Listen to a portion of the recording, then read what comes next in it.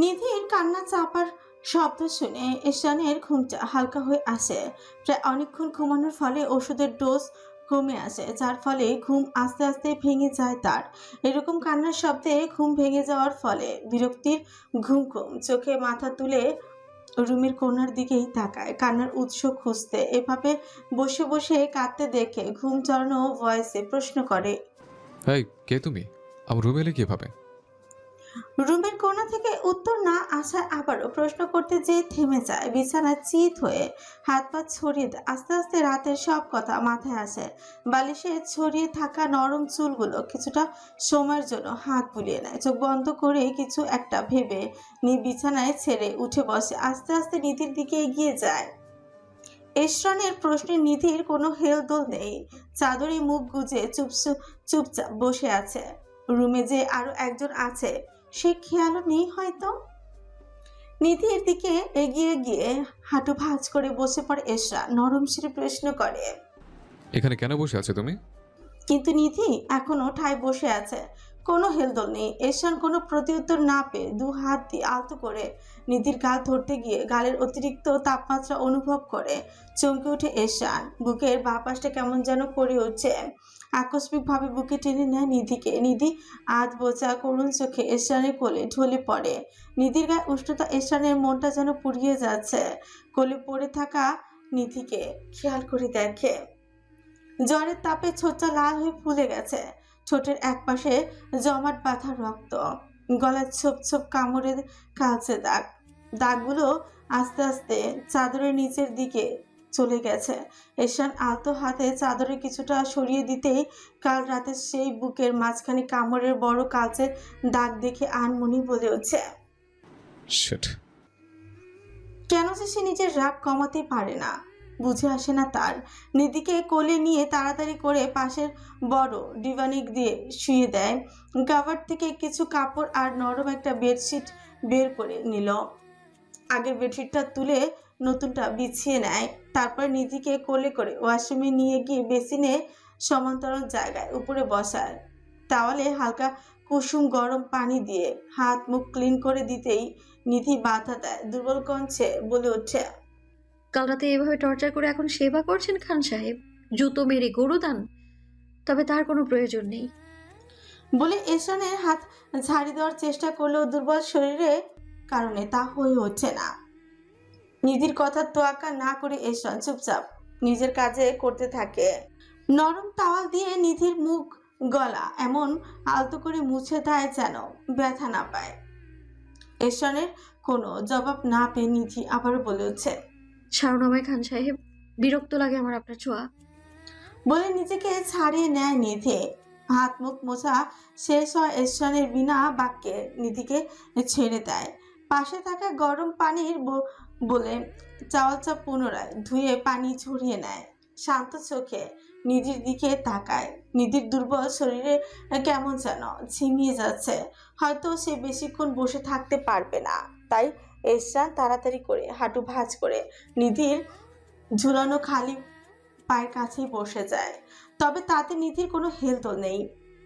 বেচার টাওয়াল দিয়ে নিধির পায়ের পাতা মুছে দেওয়া শুরু করে। এদিকে পায়ে পানির আভাস পেয়ে জ্বরের শরীরটা যেন দ্বিগুণই ঝলকে উঠল। মৃদু আত্মচিৎকারে এশরানকে উদ্দেশ্য করে বলে, কি সমস্যা? মেরে ফেলবেন নাকি আমায়? পা ছাড়ুন, খারাপ লাগছে আমার। বলে পা ছাড়ানোর চেষ্টা করলো, কিন্তু তাতে এশরানের স্বাভাবিক ভঙ্গিতে কোনো বিঘ্নই ঘটে না।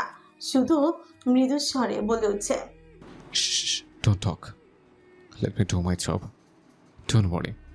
এত তাড়াতাড়ি মারবো না, অ্যাটলিস্ট এরকম মোমেন্টে তো আরও না। তোমাকে মারবো যত্ন করে, যেখানে প্রতি মুহূর্তে তুমি দ্বিধায় ভুগবে আর ভাবতে বাধ্য হবে, ওয়াজ ইট লাভ অর রিভেঞ্জ? বলে হাঁটু পর্যন্ত মুছতেই এশানের হাত ধরে ফেলে নিধি। কাতর স্বরে বলে, প্লিজ আর না।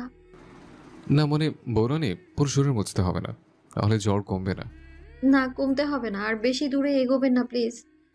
নিধির আকুতির সুর এশানের কানে গেলেও মস্তিষ্ক হয়তো যায়নি। নিজের হাতের উপর থেকে নিধির হাতটা সরিয়ে নেয়। সে নিজেও এ পর্যন্ত এসেই থামতে চেয়েছিল, কিন্তু নিধির নিষেধাজ্ঞার জোরে চাপা একটা জেদ বেড়ে ওঠে মস্তিষ্কে। তাই সে পুরোটাই মুছবে বলে ঠিক করে। এতে নিজেকে কন্ট্রোল করতে যতই কষ্ট হোক না কেন সে রাজি আছে। লিসেন বুশরা, আজ থেকে আমার সাথে না কথাটার ব্যবহার বন্ধ করে দাও। কারণ নিষিদ্ধ জিনিসের প্রতি বড় বড় আগ্রহ আর জেদ আমার অতিরিক্ত। আর এখানে তোমার না করার কারণটা আমি বুঝতে পারছি না। এটা তো খুব স্বাভাবিক বিষয়, তাই না? আফটার অল আমি ওর হাজব্যান্ড। মনোযোগ দিয়ে নিজের কাজ করতে করতে নিধির দিকে তাকিয়ে বলে উঠল। নিধির বলেই নিধির সারা শরীরে আলতো করে মুছে দিয়ে কাভার থেকে বের করা একটি নরম কাপড়ের টি শার্ট আর 3/4 প্যান্ট পরিয়ে দিল। কাপড় পরানোর সময় নিধি বাধা দিতে গেলেও দিল না, কারণ এতক্ষণে সে যেন বুঝেই গেছে এরশান খানের জেদের কাছে সে চুনোপুটি মাত্র, কাজে বাধা দিয়েও লাভ হবে না। বেশ কিছুক্ষণ হলো এরশান নিধিকে বেডে শুয়ে দিয়ে বাইরে গেছে। যাওয়ার আগে এসিটা অফ করে হালকা পাওয়ারে ফ্যান চালিয়ে দিয়েছে। সেই সাথে রুমের একটা বড় জানালার গ্লাস খুলে দিয়েছে, ফলে ফ্রেশ বাতাস ঘরে আসছে। সাদা ব্ল্যাঙ্কেটে জড়িয়ে শুয়ে আছে নিধি। সারাদিন যতই চঞ্চলতার মধ্যে থাকুক না কেন, জ্বর আসে যখন তখন সে চুপসে যায়। এই মুহূর্তে ভাইয়ের কথা খুব মনে পড়ছে। নিধি জ্বর আসলে মুখটা কেমন যেন শুকিয়ে পাঁচে হয়ে যায়, কোনো খাবার খেতে পারে না। তখন ইমতিয়াজ নিজের হাতে ঝালঝাল চাপা শুটকির ভর্তা গরম ভাত দিয়ে খাইয়ে দেয়। বড্ড পানি পিপাসা পেয়েছে তার।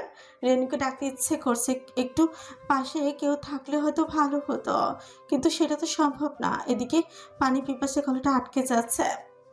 বেডের পাশে থাকা ল্যাম্প টেবিল থেকে দিকে তাকাতেই একটা গ্লাসে অর্ধেক পানি দেখতে পায়। কাপা কাপা হাত বাড়িয়ে গ্লাসটা নিতে গেলে হঠাৎ কেউ এসে হাতের সামনে থেকে গ্লাসটি ছিনিয়ে নেয়।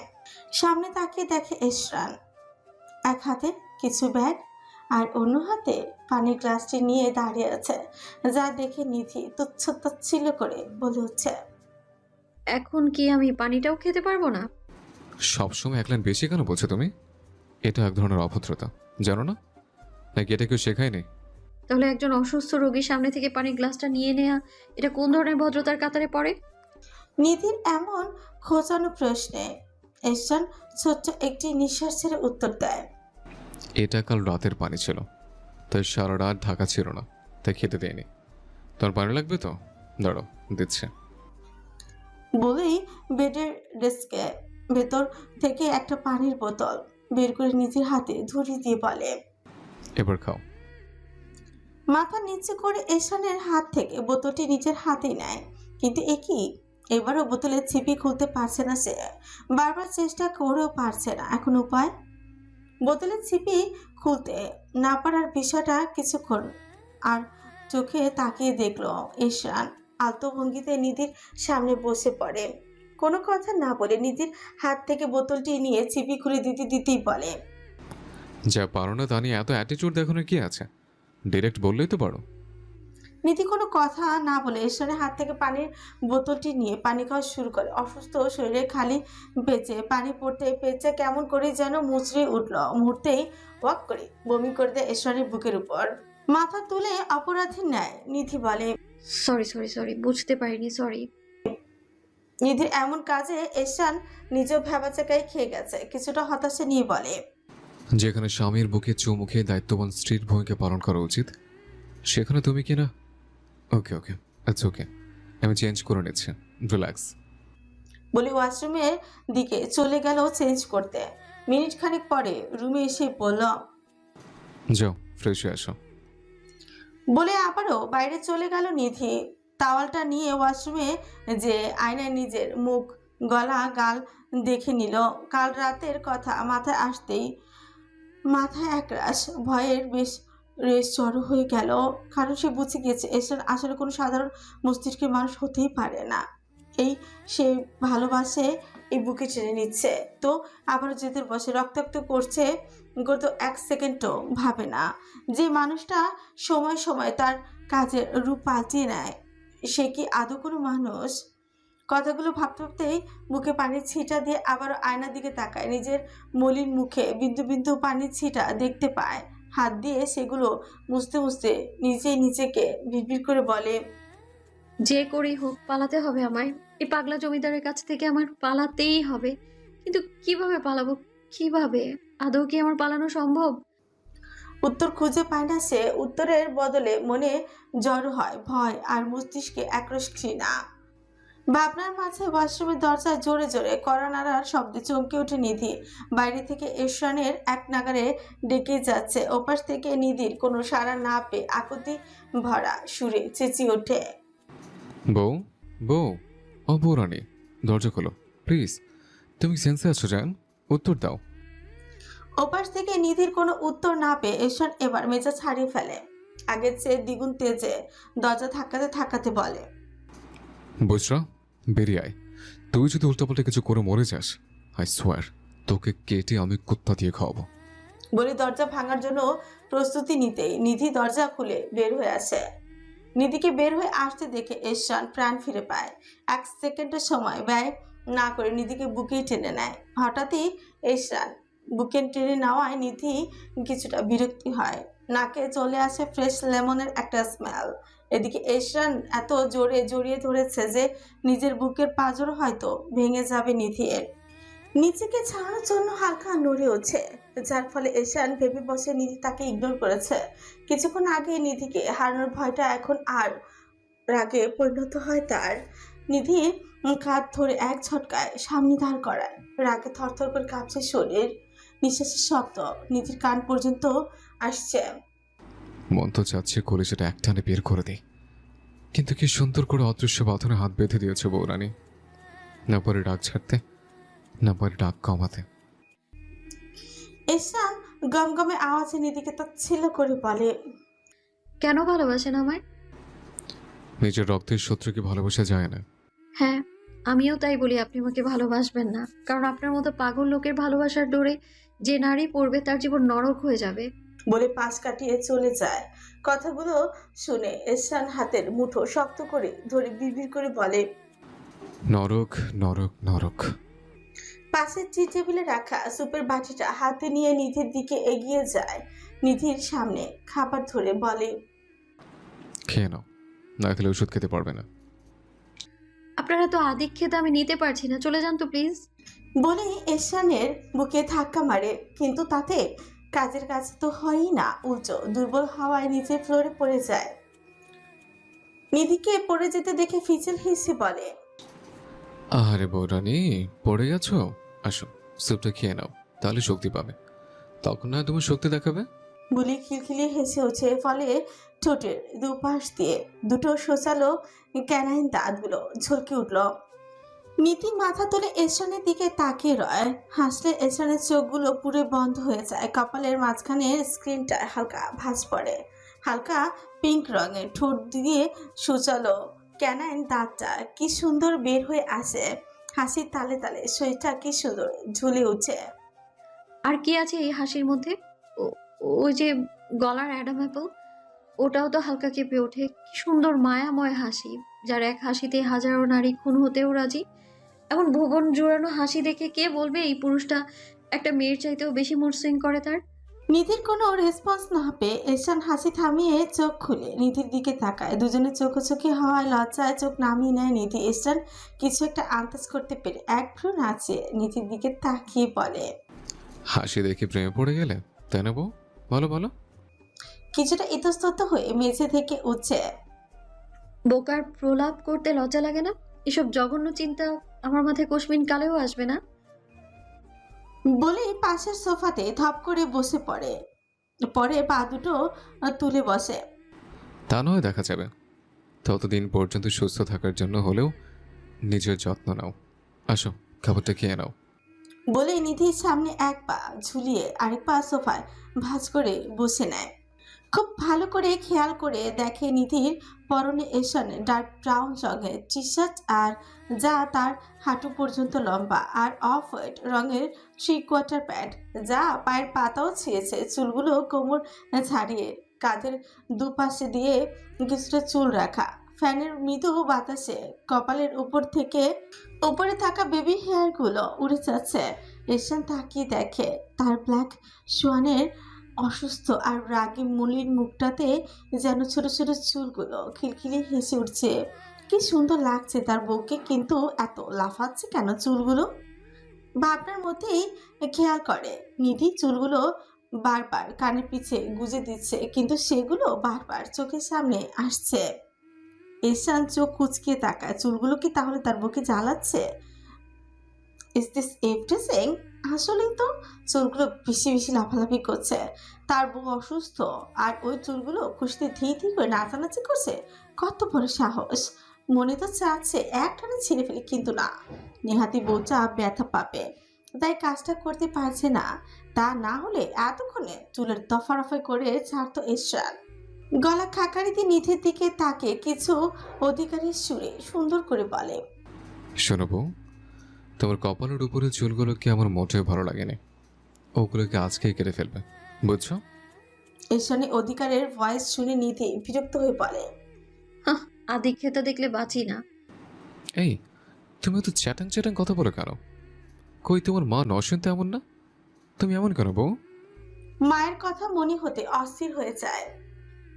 মায়ের কাছে যাব আমি, প্লিজ আমায় দিয়ে আসুন প্লিজ। নিধির মুখে ও বাড়ির কথা শুনে ঈশানের হাসি হাসি মুখটা চুপসে যায়। মুখে গম্ভীর ভাব আসে। হাতে থাকা স্যুপের বাটিটা চামচে ঘুরিয়ে নিয়ে কিছুটা স্যুপ নিধির মুখের সামনে ধরে বলে, যাবে তো? আগে এটা খেয়ে নাও। স্যুপ খাবো না আমি। খাবে না? কিন্তু খেতে হবে। না, খাবো না। খেতে হবে, কারণ এটা আমি নিজ। বলতে গিয়ে থেমে যায়। স্পুনটা বাটিতে নামিয়ে পাশে টি টেবিলের উপর রেখে দিয়ে বলে, আচ্ছা, খেতে হবে না। কি খাবে বলো? তুমি যেটা বলবে সেটাই শুনবো, প্রমিস।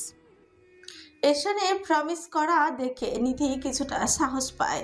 ঈশানের দিকে তাকিয়ে ঘাড় বাঁকিয়ে বলে, ওকে, আমি এই স্যুপ খাবো। নিধি খাওয়ার কথা শুনে ঈশানের মুখটা খুশিতে ছোট বাচ্চাদের মতোই করে বলে, রিয়েলি মাই ব্ল্যাক সোয়ান, তুমি খাবে? গা এলিয়ে দিয়ে নিধি বলে, হ্যাঁ, খেতে পারি, তবে আমার একটা প্রশ্ন আছে। ওটা ঠিকঠাক উত্তর দিলেই খাবো, প্রমিস আমি। ঈশান নিজের হাতটা বগল দাপা করে কনফিডেন্সের সাথে বলে। I am ready, you can ask any question. নিধির কিছুটা সময় ফ্লোরের দিকে তাকিয়ে বলে উঠছে, আমার নানু বাড়ির সাথে আপনাদের কি সম্পর্ক জমিদার সাহেব? আপনি কেন আমাদের এত ঘৃণা করেন? প্রশ্ন শুনে ঈশানের হাত থেকে নিধির হাত দুটো কিছুটা ঢিলে হয়ে যায়। নিধি যে এমন একটা প্রশ্ন করবে এটা তার ধারণাতে বাইরে ছিল। সে মোটেও অতীত জানতে চাচ্ছে না, তারপরেও এমন প্রশ্ন। ঈশানকে চুপ থাকতে দেখে নিধি চোখ চোখ রেখে কিছুটা কটাক্ষ করে বলে, বলুন জমিদার সাহেব। আমার দাদি যান তোমার নানুর ফুপু হয়। দাঁত কিরমিরিয়ে নেয় ঈশান। নানা জানের ফুপু? তার মানে আপনি এই এই আপনি তো আমার মাম। নিধির কথা শেষ করার আগে ঈশান নিধির গলা চেপে ধরে ফেলে।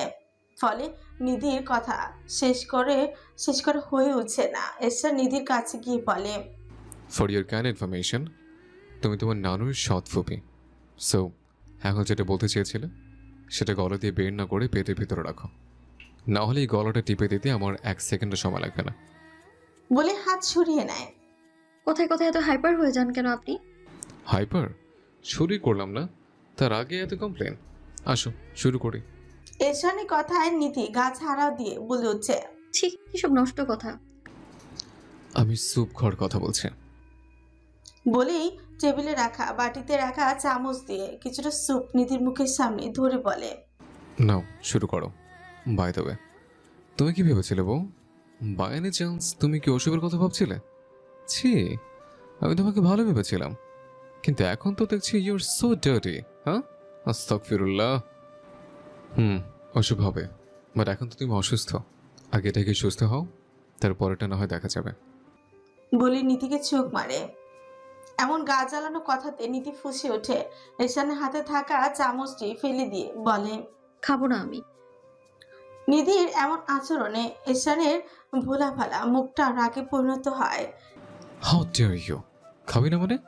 তুই খাবি না মানে তোর ঘাড়ে খাবে। দাঁড়া, কিভাবে খাওয়াতে হয় আমি দেখাচ্ছি। এক হাত দিয়ে নিধির চোয়াল দুটো শক্ত করে ধরে ফেলে। ঠোঁটজোড়া গোল হয়ে খুলে যায়। আর হাতের স্যুপের বাটি নিয়ে জোর করে খাওয়ানো শুরু করে। নিধি বাধা দিতে চাইল, এশারের শক্তির সাথে পেরে উঠছে না, শুধু মাথা ঝাঁকিয়ে প্রতিবাদ করে।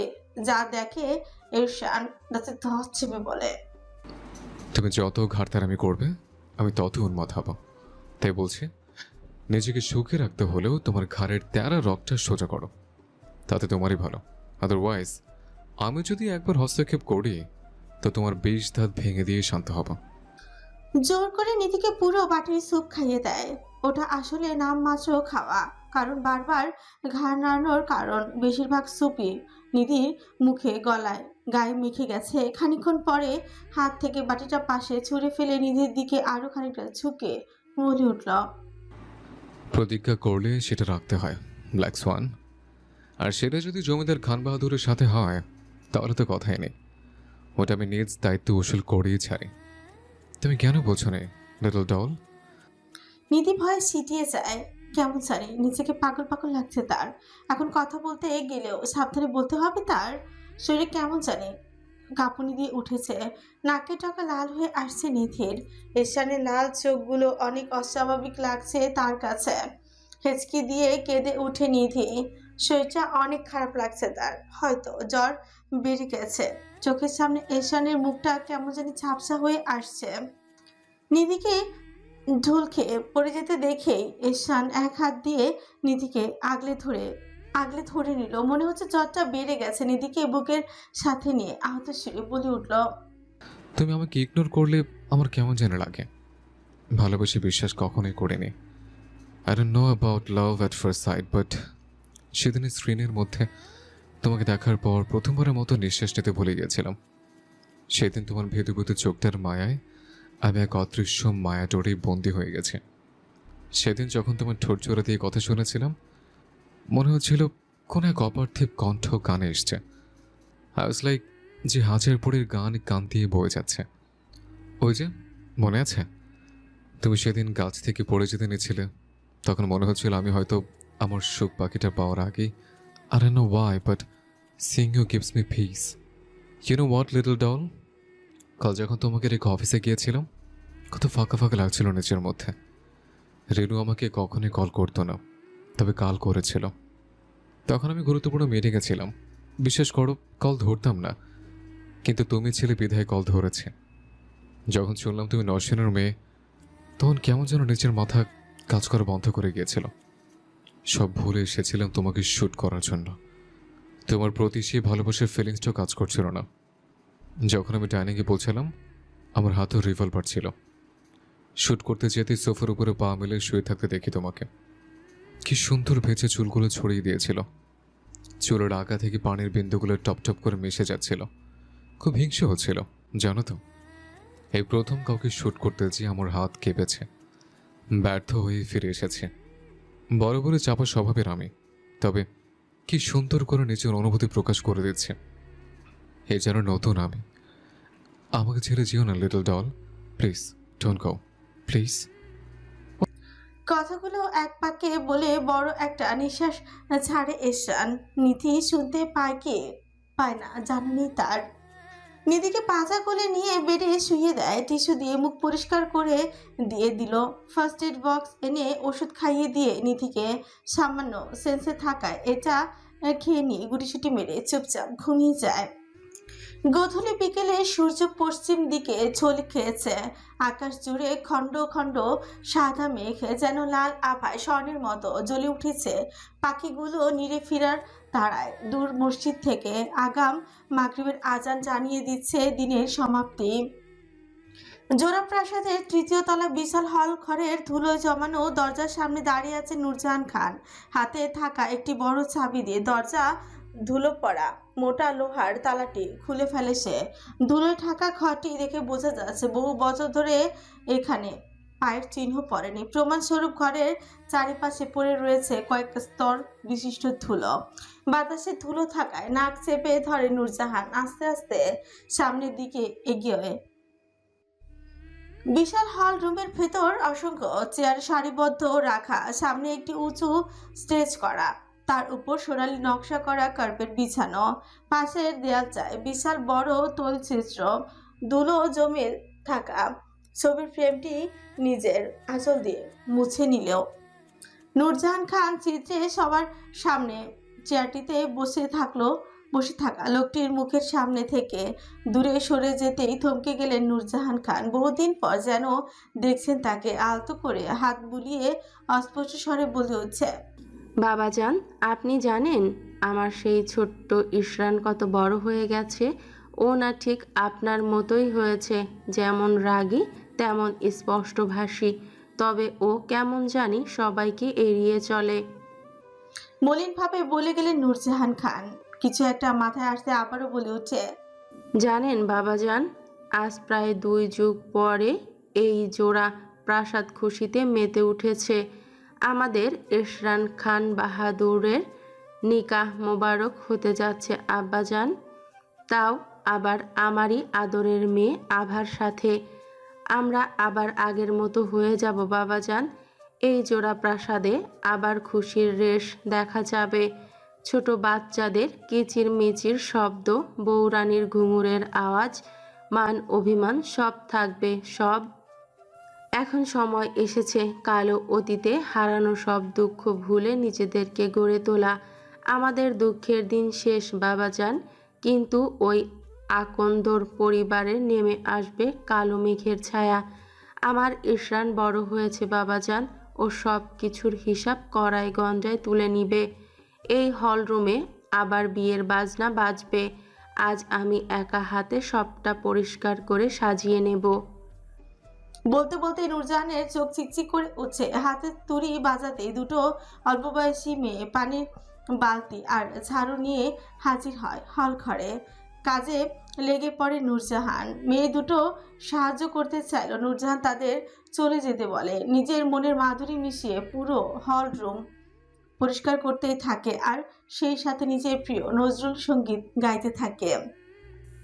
ঘুম ঘোরে এলো মনোহর, নম নম নম নম নম নম।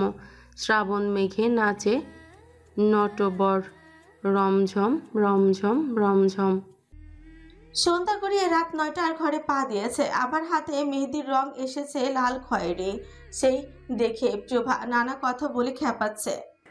আপা, জমিদার খান বাহাদুর তো তোকে পাত্তাই দেয় না, তাহলে মেহেদির এত সুন্দর রং কিসের লক্ষণ? আগে পাত্তা দেয় না, এখন দেবে। কারণ আজ বাদে কাল আমি হব বউরানী, খান বাহাদুরের প্রেয়সী হব।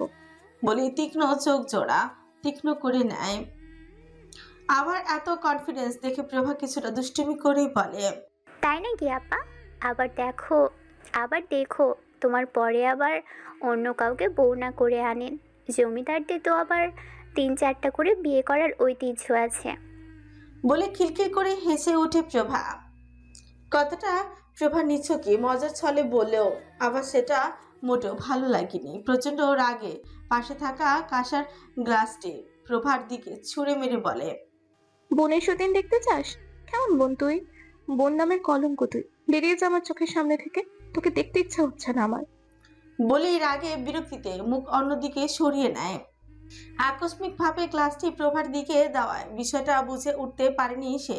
গ্লাসের ধারালো অংশটি কপালের একপাশে লেগে কেটে যায়। মুহূর্তে ব্যথায় চেঁচিয়ে ওঠে প্রভা। কপালে হাত চেপে ধরে হাতে ভেজা কিছু অস্তিত্ব পেয়ে হাতে চোখের সামনে ধরে, দেখে তাজা রক্ত। কথাটা মজার ছলে বলেও প্রতিক্রিয়া দেখে প্রভার কিছুটা রাগই হয়। রাগে আবারও পাশ থেকে উঠে যেতেই বলে, এত অহংকার ভালো না আপা। দেখা গেল কাল তোর বদলে অন্য কেউ বিয়ের পিঁড়িতে বসতে পারে। নিজের মধ্যে মানসিক মূল্যবোধটা রাখিস। বলে ঘর ছেড়ে বাইরের দিকে পা বাড়ালো। দোতলার বারান্দা দিয়ে হেঁটে যাচ্ছে উদ্দেশ্য নিচতলার বৈঠকখানায় যাবে। তাড়াহুড়ো করে বারান্দা দিয়ে যেতে হঠাৎ কারোর সাথে ধাক্কা খেয়ে পড়ে যেতেই আকস্মিকভাবে শক্ত দুটি বাহু প্রভার কোমর জড়িয়ে ধরল। চোখ খিচিয়ে নিল প্রভা। ভেবেছিল পড়ে যাবে, কিন্তু এভাবে ধরে ফেলায় অবাক হলো। আস্তে আস্তে চোখ খুলে সামনে দেখতে পেল সাদা পাঞ্জাবি পরা এক সুদর্শন যুবককে, যাকে এর আগে কখনোই প্রভা দেখেনি। নিজেকে এভাবে একটা ছেলে ধরে আছে ভাবতে নিজেকে ছাড়িয়ে নিল। ভাগ্যিস বারান্দার এই দিকটায় কেউ নেই, তা না হলে কেউ এরকমটা একটা ঘটনা দেখে ফেললে কি বিচ্ছিরি কাণ্ড ঘটেছে তো। আর এই লোকটাও গায়ের উপর এসে পড়ছে। ও হ্যালো, কে আপনি? এভাবে না দেখে চলাফেরা করেন কেন? আমি সোহাগ। ইতস্তত করে উত্তর দেয় সোহাগ। আর আমি আপনাকে ধাক্কা দেইনি, আপনি আমাকে ধাক্কা দিয়েছেন। দেখুন, আমার সাদা পাঞ্জাবিতে দাগ লাগিয়ে দিয়েছেন। প্রভা কিছুটা গভীরভাবে তাকিয়ে দেখে ছেলেটির বুকের দিকটায় রক্ত লেগে আছে। ধাক্কা খাওয়ার সময় হয়তো এরকমটা হয়েছে। কিছুটা ব্যথিত চোখে বলল, আম সরি, আমি আসলে খেয়াল করিনি। It's okay. হ্যালো, আমি সোহাগ। And you? প্রভার নাম জিজ্ঞেস করতে কিছুটা ইতস্তত বোধ করছে। এভাবে একটা ছেলেকে চেনে না জানে না, নাম বলাটা কি আদৌ ঠিক হবে কিনা চিন্তায় পড়ে যায়। প্রভাকে কাচুমাচু করে দেখে সোহাগ বলে উঠছে, নাম না বলতে চাইলে নো প্রবলেম।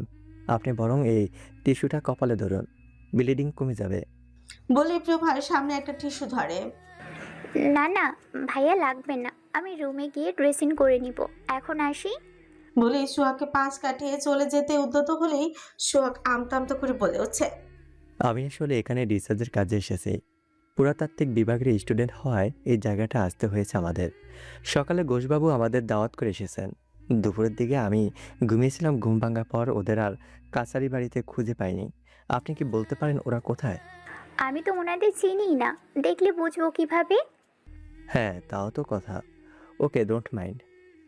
উত্তরে প্রভা শুধু মাথা ঝাঁকিয়ে হ্যাঁ বোধক সম্মতি জানিয়ে সেখান থেকে দ্রুত কেচে পড়ে। কারণ কপাল কেটে যাওয়ার অংশ যে কারো চোখে পড়লে তুলকালাম বাঁধিয়ে দিবে। সোহাগ হয়তো আরো কিছু প্রশ্ন করতো, কিন্তু প্রভার এমন তাড়াহুড়ো দেখে মনের প্রশ্ন মনেই রেখে দিল। পকেটের ফোনটা আবারও বের করলো, হতাশ হয়ে বলে উঠছে, আজ একটা বউ থাকলে নিজ দায়িত্বে ফোন চার্জ দিত। এভাবে চার্জবিহীন ফোন নিয়ে ঘুরতে হতো না। এনিওয়ে, ওদিকে যেয়ে আর কোনো কাজ নেই। আমি কাছারি বাড়িতেই যাই। জমিদারের অতিথিরা যখন ফিরবে দেখা যাবে কি করা যায় শালাদের। সোহাগ মাথায় কিছুটা চুলকিয়ে সদর দরজার দিকে নিজ গন্তব্য ঠিক রেখে পা বাড়ালো। ড্রেসিং টেবিলের সামনে ফার্স্ট এড বক্স নিয়ে বসেছে প্রভা। কপালে কেটে যাওয়া অংশটা নিজেই ড্রেসিং করে একটা ওয়ান টাইম ব্যান্ডেজ লাগিয়ে নিল। কেউ যেন কোনো প্রশ্ন না করে সেই কারণে সূক্ষ্ম হাতে মেকআপটাও করে নিল সে। বিষণ্ণ মনে আয়নায় তাকিয়ে তখনকার ঘটনা ভাবতে লাগলো। বড় আপা কখনোই এরকম অহংকারী ছিল না, কিন্তু সেদিন যখন ভাইজানের সাথে নিজের বিয়ের কথা শুনেছে, তারপর থেকে কেমন যেন আপার কথার হাওয়া বদলে গেছে। কথায় কথায় শুধু খুঁচিয়ে বেড়াই। সেদিনের পর থেকেই নিজেকে বউরানী দাবি করছে। শুধু দাবি না, সেটা নিয়ে রীতিমতো অহংকারী কথাবার্তাও শুরু হয়েছে। যেটা প্রভার কাছে খুবই বিরক্তিকর লাগে। বিষয়টা এমন না যে নিজের বোনের স্বপ্ন পূরণে সে অখুশি, বরং সে সবচেয়ে বেশি খুশি।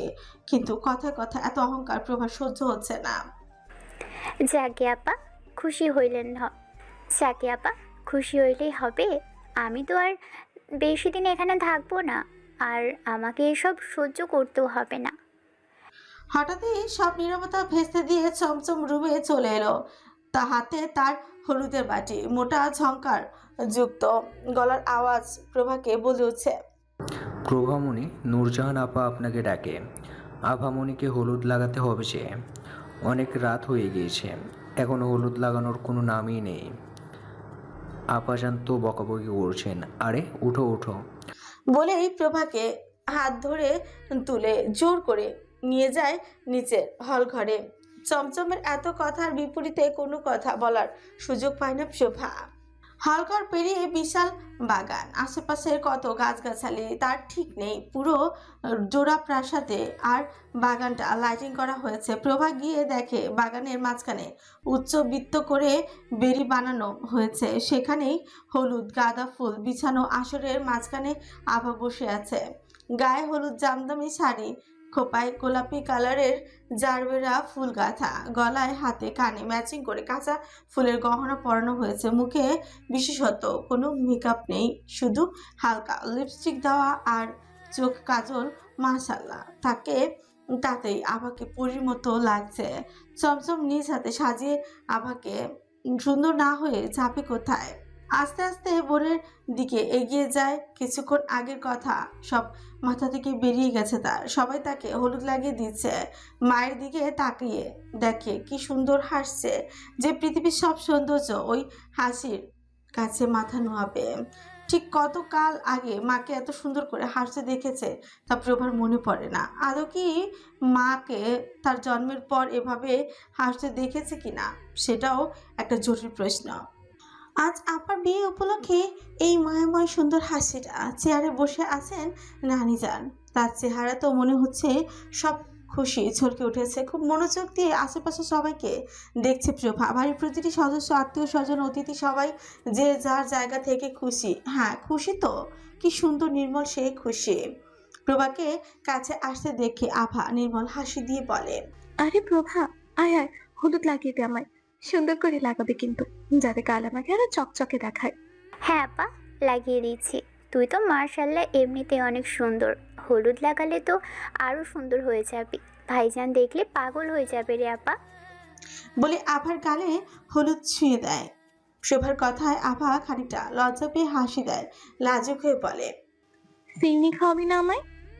একটুখানি ফিরনি আভার মুখে সামনে ধরে বলে, হ্যাঁ আপা, এই তো নে, হাঁ কর, আমি খাইয়ে দিই। ফিরান্নি খেয়ে যদি একটু মুখের কথাগুলো মিষ্টি হয় তাহলে তো ভালোই হয়। প্রভার ঠেস দিয়ে বলা কথায় সে কিছুটা বিরক্ত হয়ে বলে। হিংসা করা শিখে গেছিস তাই না? উত্তরে প্রভা এক অমায়িক হাসি উপহার দিয়ে সেখান থেকে উঠে গেল, কারণ সে খুব ভালো করে বুঝতে পারছে তার আপা আর আগের মানুষটি নেই। অহংকারের প্রভাব তার প্রতিটি শিরায় মিশে গেছে। আপাকে রেখে জনসমাগম রেখে একটুখানি দূরে দাঁড়িয়ে পড়ল প্রভা। মনোযোগ দিয়ে আশেপাশের সবটা দেখে যাচ্ছে। বাগানের এক কোনায় দুটো মেয়ে আর দুটো ছেলেকে দেখে চোখ আটকে যায় প্রভার। কিছুটা কৌতূহলবশত সেখানে গিয়ে নিজের পরিচয় দেয়। হাই, আই এম প্রভা আফরোজ। আমি যদি ভুল না করে থাকি তাহলে আপনারাই রিসার্চের কাজে ঢাকা থেকে এসেছেন তাই না? প্রভার আওয়াজ শুনে ইতি, প্রাচী, সাদমান আর মিহির সেদিকে তাকায়। প্রাচীকে দেখতে পায় বছর 20 মতো একটা মেয়ে, পরনে হলুদ শাড়ি, চোখে মুখে তৃপ্তিময় হাসি মেয়েটার। অপরিচিত একটা মেয়ের কাছ থেকে এমন বার্তা পেয়ে সবাই কিছুটা অবাকই হয় আর উৎসাহিত হয়ে যায়। ইতি অবাকই বলে, হ্যাঁ, আমরাই রিসার্চের কাজে এসেছি, কিন্তু আপনাকে তো ঠিক চিনতে পারলাম না। আমাকে চিনলেন না? আরে আমি প্রভা। প্রভা এমন এক্সাইটমেন্ট নিয়ে কথা বললো যেন মনে হচ্ছে কোনো পুরনো পরিচিত কারোর সাথে নিজের পরিচয় আবার দিচ্ছে। সাদমান কিছুটা বিরক্ত হয়ে বলে, আপনি প্রভা হন বা আভা, তাতে আমাদের কি? আমরা কি চিনি নাকি আপনাকে? আরে আমি প্রভা, আর আভা আমার বড় বোনের নাম। ওরই তো বিয়ে এহসান ভাইজানের সাথে। প্রভার কথায় ওরা সবাই কিছুটা অবাকও হয়। ওর দিকে তাকিয়ে রইল। নিজের দিকে এইভাবে 4 জোড়া চোখকে তাকিয়ে থাকতে দেখে কিছু বিব্রতই বোধ করলো। ওরা কেউই যে তার কথার আগামাথা বুঝতে পারছে না সেটা প্রভা খুব ভালোভাবেই বুঝতে গেছে। লজ্জিত হয়ে মেঝের দিকে তাকিয়ে নিয়ে বিনয়ী সুরে বলল, আসলে আমার নাম প্রভা, আর আমার বড় বোনের নাম আভা। এটা আমার নানা বাড়ি। আমার মা নূরজাহান খান। ভাইজান মানে জমিদার খান বাহাদুরের সাথে বড় আপার বিয়ে।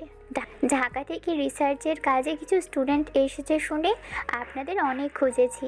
এইমাত্র আপনাদের দেখতে পাওয়ার এক্সাইটমেন্টে এখানে এসে নিজের মতো করে কথা বলা শুরু করেছি। Please don't mind. সবাই বলে আমি একটু মিশুক, তো তাই আর কি এভাবে কথা জড়িয়ে দিয়েছি। কি হাসি দিয়ে এই কথা শেষ করলো প্রভা। প্রভার অস্বস্তি দেখে মিহির মাঝখান থেকে বলে হচ্ছে, it's okay, we don't mind. আমরা আসলে এখানে পরিচিত হওয়ার জন্য কাউকে খুঁজছিলাম। এখানে এত মানুষ কিন্তু সবাই ব্যস্ত, তার জন্য ভালোভাবে সবটা দেখাই হয়ে ওঠেনি। পাশ থেকে প্রাচীও বলে হচ্ছে, ভালোই হলো এরকম একজন মানুষকে খুঁজে পেলাম। বাই দ্য ওয়ে, আমি প্রাচী, ও ইতি, এটা হলো মিহির, আর এটা হলো সাদমান। আমাদের আরেকটা ফ্রেন্ড আছে, কিন্তু ও আসলে এখানে নেই, খুঁজে পাচ্ছি না। ও আসলে পরিচয় করিয়ে দেব। ওর নাম প্রাচী। নামটা বলার আগে প্রভা বলে হচ্ছে, ওনার নাম সোহাগ তাই না? অবাক হয়ে যায়, কৌতূহল দমাতে বলে, তুমি ওর নাম জানলে কিভাবে? ও সরি, আমি আপনাকে তুমি বললাম। আসলে হয়েছে কি, আপনার বয়সে আমার একজন কাজিন আমার সাথে এসেছে। ও তো আমার ছোট ভাই। আপনাকেও তুমি করে বলে ফেলেছি, প্লিজ ডোন্ট মাইন্ড। হ্যাঁ, নো, ইটস ওকে। আমাকে তুমি করে বলুন আবু, আমার ভালো লাগবে। কিন্তু তুমি সোহাগকে কিভাবে চিনলে? প্রশ্ন করেই বসলো ইতি। আসলে কিছুক্ষণ আগে ওনার সাথে আমার দেখা হয়েছিল। উনি বোধহয় আপনাদেরকে খুঁজছিল। মিহির কিছুটা বিরক্ত হয়ে বলল। গাধাটা ফোন বন্ধ করে এখানে আমাদের খুঁজছে। সাদমান হালকা রেগে বলে। স্টপ ইট মিহির, খুঁজে দেখ, হয়তো ওর ফোনে চার্জ নেই। হ্যাঁ, ঘরে বউ নাই, তার জন্য ফোনে চার্জও নাই, এর জন্য আমার শান্তিও নাই। সবাই পেছন দিকে তাকিয়ে দেখে কোথা থেকে যেন হাঁপাতে হাঁপাতে সোহাগ এসে উপস্থিত। আরে সোহাগ মামা, কই ছিলে? এতক্ষণ তোকে কত খুঁজেছে জানোস? সোহাগ হাঁপাতে হাঁপাতে উত্তর দেয়। খুঁজলে তোরাই আমাকে আগে পেতে, জানোয়ারের দল। আমাকে রেখে চলে আসছিস? আরে তুই ঘুমাচ্ছিলি, তার জন্য আমরা চলে এসেছি। ভেবেছি ঘুম থেকে উঠে আমাদের ফোন করবি, কিন্তু তোর তো ফোন করার নামই নেই। পরে মিহিরকে পাঠিয়েছিলাম, ও গিয়ে দেখে ওখানে তুই নেই। হ্যাঁ, তারপর থেকে সেই যে কলের উপর কল দিয়েই যাচ্ছে, তোর ফোন সুইচড অফ বলে। একবার যখন দেখলি ফোন সুইচ অফ, তারপরে বারবার কেন কল করলি না? তোর মতলব আমি বুঝি না ভাবছিস? আমার আবার কি মতলব থাকবে? অবাক হয়ে বলে মিহির। কল করে যখন একটা মেয়ে ভয়েস শোনো আমার ফোন বন্ধ, তখন তো তুমি খুশিতে আকাশে ওড়ো। তোমার মতো সিঙ্গেল চ্যাংরাদের কাছে এটা চেয়ে শান্তির বেশি কি হতে পারে? বাবা গো, তুমি মনে হয় খুব মিঙ্গেল। এমন ভাবে কথা বলছে শালা মনে হয় পকেটে 4-5টা মেয়ে নিয়ে ঘোরে। সোহাগ কিছুটা অভিনয় করে কেঁদে কেঁদে বলে। আজ একটু সিঙ্গেল বলে তুমি আমাকে অপমান করলা বন্ধু, এই দুঃখ আমি কই রাখবো? ইতি নিজের হাতের পেপারসটা এগিয়ে দিয়ে বলে। আমার ব্যাগে রাখতে পারিস, অনেক জায়গা আছে। প্রাচী কিছুটা পণ্ডিতি ভাব ধরে বলে। ও ইতিআফা, আমাকেও সোহাগ ভাইয়ের দুঃখ আপনার এই ছোট্ট ব্যাগে ধরবে না। এদিকে সাদমান মিহিরের কাঁধে হাত দিয়ে বলে। চল মিহির, আমরা তাহলে একটা বাজারের ব্যাগ নিয়ে আসি। তাতে যদি দুঃখটা ব্যাগে রাখতে পারে তাও ওর জন্য মঙ্গল। যতই হোক আমাদের বন্ধু, ফেলে তো আর দিতে পারি না। ধুরু শালা, বাজারের ব্যাগে কাজ করবে না, আমরা বরং পাটের ছালা নিয়ে আসি। কি বলিস তোরা সবাই? ওরা তিনজনই যে ওকে পচাচ্ছে এটা সোহাগ খুব ভালো করেই বুঝে গেছে। কিছুটা অভিনয় করে আকাশের দিকে মনোযোগ করে বলে। হে আল্লাহ, ওরা কেউ কারো চাইতে কম না, সবাই যে যার মতো বাচ্চা ছেলেটাকে পচাচ্ছে। তুমি কেন আমার এই নিমক হারামের দলের মধ্যে ফালাইলা মাবুদ? আপনি বাচ্চা? এতক্ষণে ওরা পাঁচজন পাশে দাঁড়িয়ে থাকা প্রভার দিকে নজর ফেরাতেই সোহাগ আসার পর থেকে ওরা প্রভার কথা এক প্রকার ভুলে গিয়েছিল। আসলে নিজেদের ভেতরে এমন খুনসুটি অহরহই তাদের চলতেই থাকে, যার কারণে আশেপাশের পরিস্থিতি কোনো কিছুই খেয়াল থাকে না। প্রাচী কিছুটা গলার ভয়েস স্বাভাবিক করে নিয়ে বলে। সরি প্রভা, আমি আসলে চলে গিয়েছিলাম, তোমাকে খেয়াল করতে পারিনি। No no, it's okay. আমি ভালোই মজা নিয়েছিলাম। আপনাদের বন্ডিংটা অনেক স্ট্রং, আমার খুব ভালো লাগলো। আপনি সেই না যার সাথে আমার দোতলায় দেখা হয়েছিল? হ্যাঁ, আমি প্রভা। এখানে এসে আপনার বন্ধুদেরকে দেখে পরিচয় হতে এলাম। ওকে, এনজয়। আমি আসছি। হ্যাঁ, কালকে সকালে আবার সবার সাথে দেখা হবে। পুরো জোড়া প্রাসাদ আপনাদেরকে ঘুরিয়ে দেখাবো। এখন বাই। বলে ওদেরকে বিদায় দিয়ে এক দৌড়ে চলে গেল প্রভা। যা বাবা, এটা কি মেয়ে না ধূমকেতু? তখন আসলো ধূমকেতুর মতো, আবার এখন গেলেও ধূমকেতুর মতো। হ্যাঁ, কিছুটা নিধির মতো চঞ্চল। এখন নিধি থাকলে ওর সাথে ঠিক ভাব জমিয়ে ফেলতো। প্রাচী নিধির কথা তোলায় ইতি কিছুটা বিরক্ত হয়ে বলে। শোন প্রাচী, প্রভাব মেয়েটা চঞ্চল আর তোর নিধি একটা ঘাটতারা, ওরা দুইটা কখনোই এক না। নিজের বোনকে নিয়ে ইতির কাছ থেকে এমন কথা শোনা প্রাচী দ্বিগুণ ক্ষেপে বলে। ইতি শোন, তোর মুখ থেকে আমি সেদিনের পর থেকে কখনোই নিধির নামে ভালো কিছু শুনিনি। তোর কি সমস্যা বলতো? তুই সবসময় বাচ্চা মেয়েটার সাথে কেন পড়ে থাকিস? খাপছাড়া উত্তর দেয় ইতি। এই যে উচিত কথা বলেছি বলে তোর গায়ে লেগেছে। দেখ, আমার বোনকে নিয়ে তোর উচিত কথা বলতে হবে না, আবার অতিরিক্ত প্রশংসাও করতে হবে না। ও কি তোর কোনো কাজে সমস্যা করেছে যে তুই ওর সাথে এরকম করিস? আহা থাম তো, এই মেয়েলি ঘ্যান ঘ্যান ভালো লাগছে না। আর ইতি, তুই কেন রিধিকে নিয়ে এরকম করিস বলতো? বিরক্ত হয়ে বলে সাদমান। নিজের শখের পুরুষের মুখে নিধির দিক হয়ে কথা বলায় অনেকটা আহতই হয় ইতি। রাগে কষ্টে কান্না করতে করতে বলে। প্রাচী ওর বোনকে নিয়ে কথা বলতেই পারে, কিন্তু তুই কেন ওর দিক নিয়ে কথা বলবি? তুই কিন্তু প্রথমে একটা ভুল কথা বলেছিস, এরপরেও এখন কথা না বাড়িয়ে থাম তো ইতি। চুপ করতে তোরা, বাইরে চল, এখানে একটা জায়গায় এসে তাও দুজন ক্যাচাল শুরু করছিস। বলে ওদের চারজনকে নিয়ে বাইরে চলে আসে সোহাগ। এদিকে কাল রাত থেকে নিধির ফোনে কল করে যাচ্ছে প্রাচী, কিন্তু নিধি ফোন তুলছে না।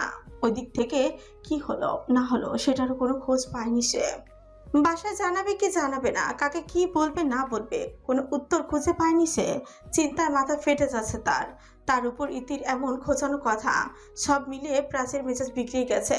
প্রাসাদের গেট পেরিয়ে বাইরে এসে ইতির দিকে আঙুল তুলে বলে, শোন ইতি, তুই ফ্রেন্ড আছিস, ফ্রেন্ডের জায়গায় থাক। আমাকে যা ইচ্ছা বল, আমি মানবো। তবে আমার বোনকে দিয়ে উল্টোপাল্টা কথা বললে আমি কখনোই ছেড়ে কথা বলবো না, মনে রাখিস।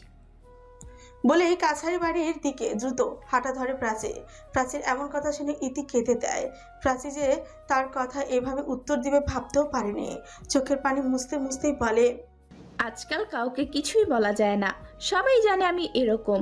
তাও আমার দুটো কথা কারো সহ্য হয় না, আমি আর থাকবোই না এখানে। বলে রাগে দুঃখে এসে হাঁটা ধরে দিঘির দিকে। এদিকে প্রাচী আর ইতি দুজনেই দুই দিকে যাওয়া দেখে সোহাগ চেঁচিয়ে বলে, মাইয়া মানুষ আসলেই ভেজাল। এখনই দুজনে ঝগড়া লাগলো, আবার সকালে দেখবো একজন আরেকজনের চুম্মাচাটি করে ভরায় ফেলতেছে, আর আমরা তিনজন তিনটা বলদের মতন তাকে তাকে এগোর নাটক দেখতে থাকি। রিসার্চ করতে আসছি নাই, বাল করতে আসছিলাম আমরা।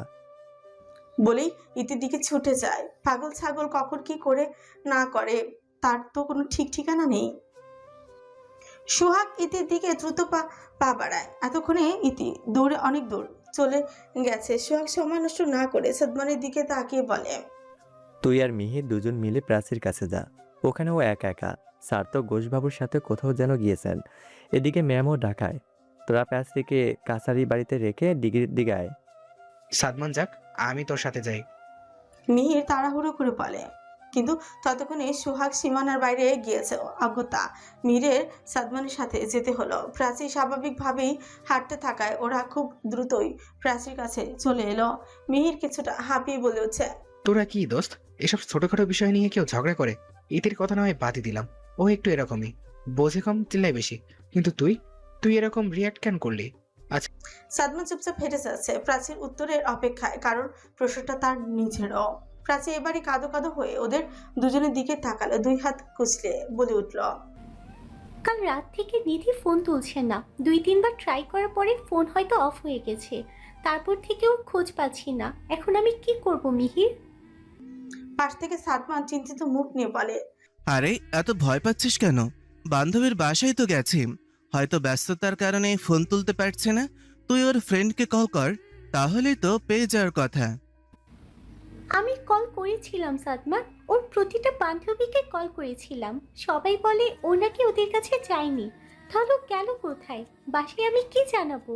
প্রাচীর কথায় যেন সাদমানের মনের আকাশ থমকে গেল। সেদিন প্রাচী বলেছিল নাকি নিধি নাকি তার বান্ধবীর বাসায় গেছে, আজকে শুনে ও নাকি সেখানে যায়নি। তাহলে এতটা সময় একটা মেয়ে নিখোঁজ, কই থাকতে পারে সে?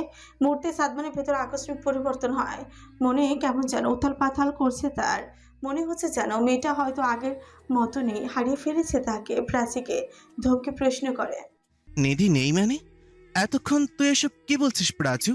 তোর আইডিয়া আছে তুই কি বলছিস? আর তুই এতক্ষণে কেন বলছিস কথাটা? রাতে কেন বলিসনি? সাদমানের ধমকে প্রাচী ওর অনেকটা কাছে গিয়ে জড়িয়ে ধরে ফেলে।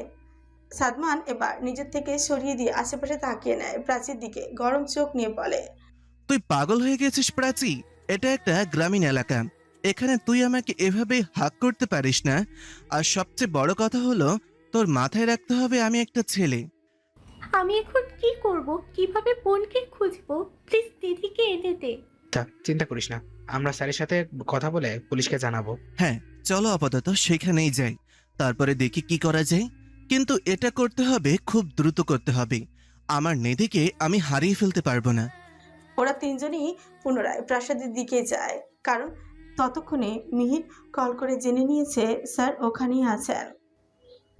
রাত গভীর, আকাশে উদিত চাঁদ মামা বলে দিয়েছে মাঝরাতে হতে আর বেশি দেরি নেই। চাঁদের আলোতে দিঘির পানি কাজল কালো রং ধারণ করেছে। দক্ষিণা মৃদু মন্দ বাতাসে পানিগুলো কিনারায় এসে মিলিয়ে যাচ্ছে।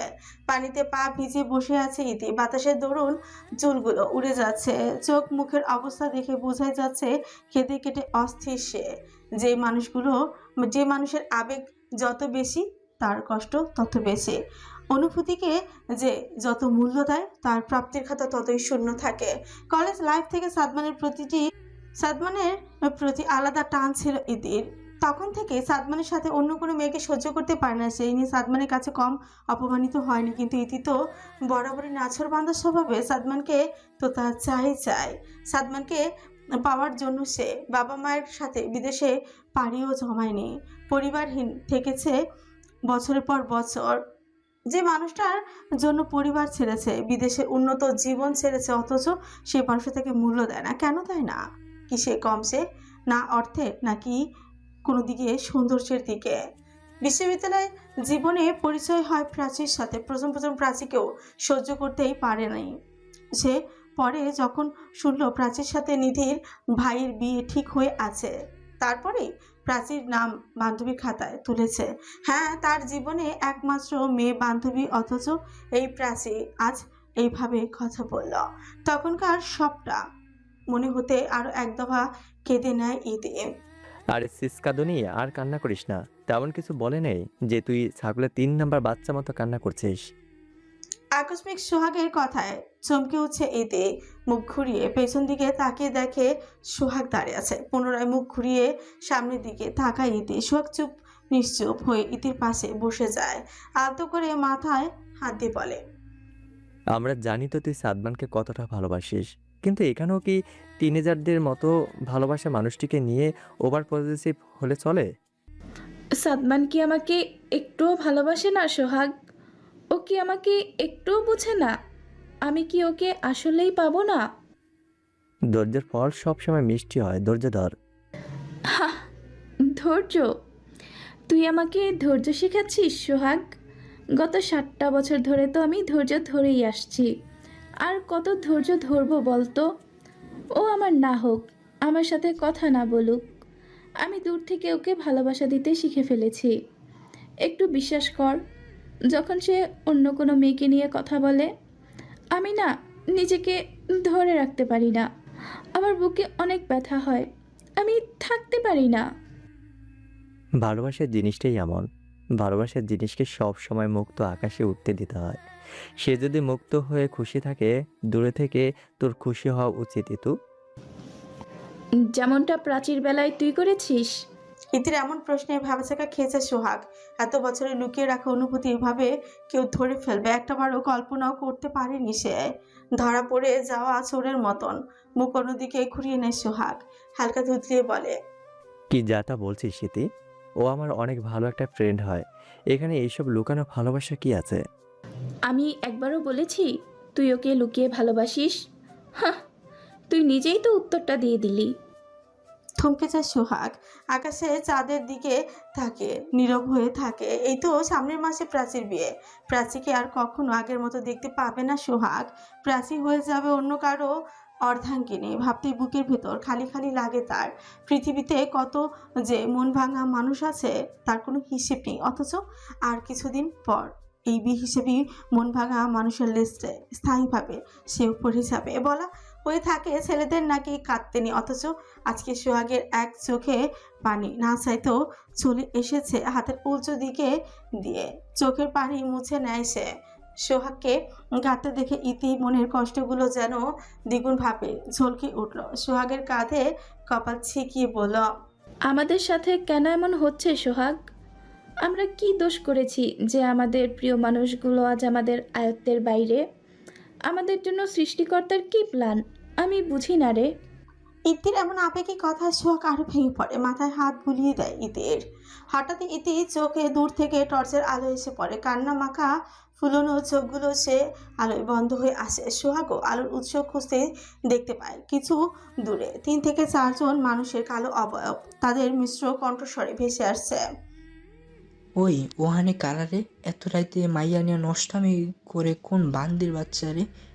দেশে কি কোনো আইন নাই রে? এতগুলো লোকের এমন গমগমে কণ্ঠস্বরে ভরকে উঠে ইতি। সুহাগও ভয়ে সুহাগের দিকে তাকায়। ইতি ভীতু চোখের দিকে সুহাগ সান্ত্বনা দিয়ে বলে, ভয় নেই, আমি আছি তো। ততক্ষণে লোকগুলো ওদের দিকে ঘিরে ধরেছে ওদেরকে। ওদের মধ্যে বয়স্ক করে এক লোক গলায় গামছা ঝুলানো ধমক দিয়ে প্রশ্ন করে, এই তোমরা কারা গো? এই জায়গায় তো আগে দেখি নাই। সোহাগ বিনয়ভাবে সালাম দিয়ে বলে, জি চাচা, আমরা আসলে। সোহাগের কথা শেষ হতে না হতে পাশ থেকে একটা যুবক ছেলের নাম চিপু বলে উঠছে, আরে মজনু চাচা চেনেন নাই? ওরা হুজুর বাহাদুরের ওইখানে আইছে। কিসের জানি পড়াশোনা করে, সারাদিন মাটি খুঁড়ি করে। এগোরে সাথে আর 2টা মাইয়াও আর 2টা পোলাও আছে। তয় এখন তো এগোরে দেখতেছি না। চাচা, আমরা পুরাতত্ত্ব বিভাগের স্টুডেন্ট, এখানে এসেছি আমাদের ফাইনাল ইয়ারে কিছু রিসার্চ করার জন্য। তা গবেষণা করার জন্য আইছো? দিনের বেলায় গবেষণা করবা, এখন রাতের বেলা মাইয়া নিয়া দিঘির ঘাটে কি করো? আসলে ওর একটু মন খারাপ তো, তাই। সোহাগের কথা শেষ হতে না হতে টিপু ব্যঙ্গাত্মক ভাবে আবারও বলে উঠছে, তাই আচ্ছা, মন ভালো করার জন্য। টিপুর সুরটা ইতির মুচেও ভালো লাগেনি। তাকে সোহাগকে বলে, চল দোস্ত, এখান থেকে আমরা চলে যাই। এদের দেখে আমার মোটেও ভালো লাগছে না। এরা কেমনভাবে যেন আমার দিকে তাকিয়ে রয়েছে। এদের তাকানোটাও রং। ইতির কথায় সোহাগও একমত। হ্যাঁ চল। সোহাগ সামনে দাঁড়ানো 3-4 জন লোকের দিকে তাকিয়ে বলে, ঠিক আছে, আমরা চলে যাচ্ছি। বলে চলে যাওয়ার পথ ধরতেই সামনে থেকে চিপু সহ আরো 2 জন যুবক সোহাগকে সামনে থেকে ধরে ফেলে। আরে মিয়া যাও কই? নষ্টামি তো ঠিকই করছো। আর নষ্টামির খেসারত গুনবা না, তা কেমনে হয়? টিপুর কথায় ইতি তেজনি বলে, your language son of bitch. Tipu সোহাগকে ছেড়ে দিয়ে ইতির চুলের মুঠি শক্ত করে টেনে ধরে বলে, করার সময় মনে হুঁশ থাকে না।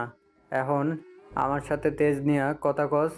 তোর এই তেজ যদি না ছুটাই তো আমিও আমার নাম পাল্টাইয়া দিব। ইতি চুলের মুঠো ধরায় সোহাগ তেড়ে আসতে গেলে আরো 2 জন ছেলে তার হাতে শক্ত করে ধরে ফেলে। পাশ থেকে মজনু বলে, শহরে বাবু নিজে গোর এই নষ্টামির কাম কাজ শহরে করবা, এটা আমাদের গ্রাম, এখানে কোনো নষ্টামি চলবো না। সোহাগ বাঁধন থেকে ছটফট করতে করতে বলে, আমরা এখানে কোনো নষ্টামি করিনি, সত্যি কথা চাচা, বিশ্বাস করুন, we are best friend. Majnu কিছুটা কাশি দিয়ে ইতির পাশে থুতু ফেলে দিয়ে সোহাগের দিকে এগিয়ে এলো। নিজের মাথার কাঁচা পাকা চুলের দিকে ইশারা করে বলল, মিয়া, আজকালকের পোলাপান গোর ছেলে মেয়ে বন্ধুত্ব নামে যে নষ্টামি চলে ওটা আমরা ভালোই জানি। চুল তো আর বাতাসে পাকে নাই মিয়া। তোমাদের মতো রক্ত গরম আমারও ছিল। আমিও বুঝি এই বয়সে নটি নিয়া এল্লো মজা মস্তি সবাই করে। এতই যখন রক্ত গরম তো ব্যবসা বাড়ি যাও, এইখানে মাইয়া নিয়া কি কাম? মজনু মিয়ার এমন সাজালো কথা ইতির লজ্জায় কান লাল হয়ে যায়। মেয়ে হিসাবে এর চেয়ে লজ্জার ব্যাপার আর কিছু হতেই পারে না। মুখ সামলিয়ে কথা বলুন। নিজের বাবার বয়সী বলে আমি আপনাকে কিছু করছি না, তা না হলে ওই মুখ ভেঙে দিতাম। আমি বারবার বলছি আমরা ফ্রেন্ড, ওর সাথে আমি এমন কিছু করিনি যেটা আপনারা ভাবছেন। হ মিয়া, তুমি কইবা আর আমরা তাই মানুম। তোমরা যদি কিছু না করে থাকো তাহলে ওই মাইয়ার লগের অন্যটা কই? আর নষ্টামি না করলে চুলের অবস্থা এমন হয় কেমনে? আমাকে কি বুঝাইতে চাও মিয়া? চলেন মজনু চাচা, এগোরে বিয়া দেওয়া লাগবো। নষ্টামির একটা শিক্ষা না হইলে হইব না। বিয়ের কথা শুনে ওতে দুজনই মাথায় আকাশ ভেঙে পড়ে। ইতি টিপুর হাত খামছে বলে, ছেড়ে দে আমাকে, তোদের সবগুলোকে আমি দেখে নেব। আরে মাইয়ে এত চেতিস না, নষ্টামি কইরা বড় গলায় কথা কস। আয় তোরা চল মৌলবীর বাড়িতে, আজ রাতে এই 2 নষ্টারে বিয়ে দেব। ওরা 3 থেকে 4 জন সোহাগ আর ইতিকে ধরে নিয়ে মৌলবীর বাড়িতে যায়। মৌলবীকে নিয়ে বিয়ে পড়ানো শুরু করতে নিলে সোহাগ আর ইতি বাধা দেয়। সারা রাস্তায় ইতি চিৎকার করে কাঁদতে কাঁদতে গলা বসে গেছে, ফ্যাসফ্যাসে গলায় বলে, প্লিজ একটু দয়া করুন, আমরা সত্যিই সেরকম কিছুই করিনি যেরকমটা আপনারা ভাবছেন। বিয়েটা হইলেই ছাইরা দিমু। সোহাগ এবার কাঁদতে দাঁতে দাঁত চেপে মজনুর কলার ধরে বলে, তুই কিন্তু বেশি বুঝছিস। ভালোই ভালোই আমাদের ছেড়ে দে বলছি। মজনু কলার ধরায় পেছন থেকে সুলতান আর মুকুল পুনরায় সোহাগের হাত চেপে ধরে। ওই দিক থেকে চিপু ইতির হাত আর কিছু চুল সামনে থেকে চেপে ধরে আছে, কিন্তু বারবার সেটা ছাড়ানোর চেষ্টা করছে। টিপু বিরক্ত হয়ে মৌলবীর দিকে তাকিয়ে বলে, তাড়াতাড়ি বিয়া পড়ান মিয়া, এই মার তেজ বেশি। ধৈর্য রাখুন যাইতেছে না।